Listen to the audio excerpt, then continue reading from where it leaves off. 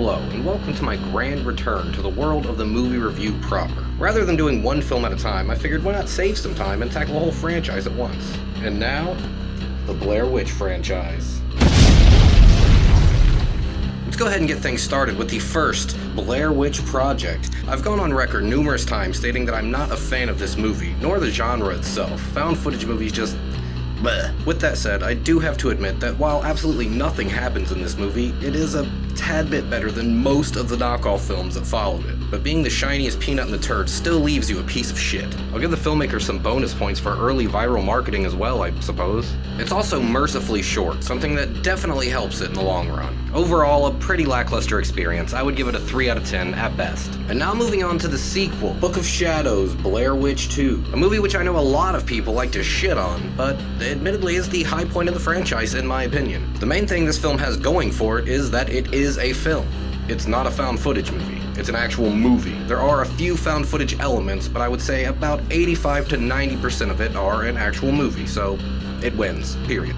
Despite being the high point of the franchise, that also doesn't necessarily make it good. The cast is made up of nothing but cliched, annoying characters, and none of them are particularly acted well. The soundtrack also has some incredibly annoying industrial goth rock smattered all over it. There are some interesting ideas at play in Book of Shadows, and I do like how the filmmakers poke fun at the fanaticism surrounding the first. Come for the jokes, stay for the bad acting.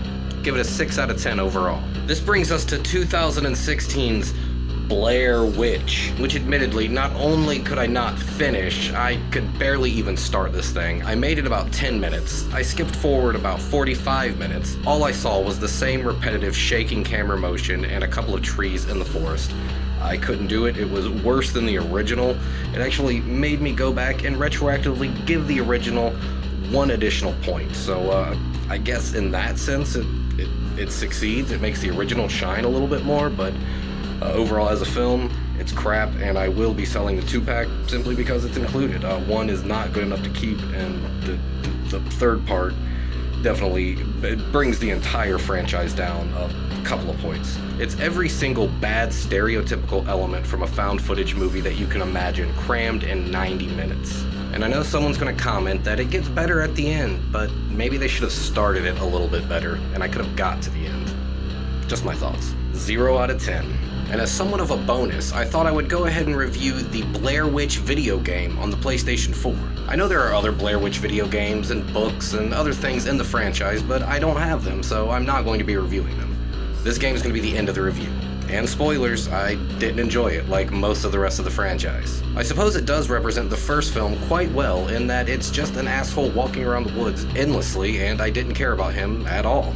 There was no sense of tension, there was no atmosphere, there was nothing going on in the game that was interesting in any way. I played it for about 45 minutes and I deleted it.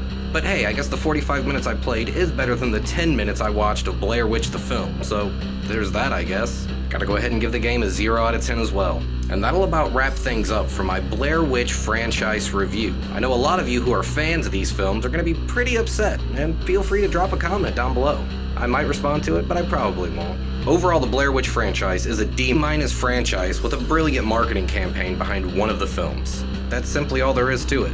But hey, be sure to tune in next time to see what I'll be reviewing next.